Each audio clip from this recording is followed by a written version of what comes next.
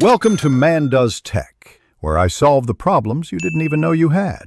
You start by powering down and unplugging the PSU. This prevents damage. Once unplugged, press the case power briefly to bleed residual charge. Make sure to wear an anti-static strap to avoid electrostatic discharge.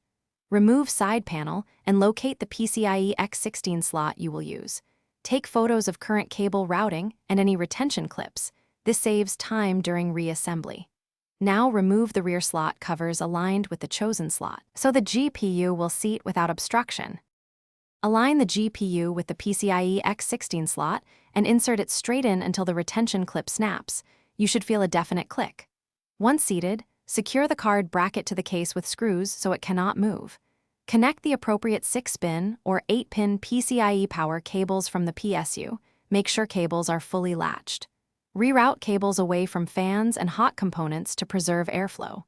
Once clear, gently replace the case panel and reconnect external display cables. Power on the system and watch for post. If nothing displays, try the motherboard video or onboard GPU to access BIOS. Once you can boot, confirm the BIOS recognizes the new GPU and set PCIe as the primary display if needed.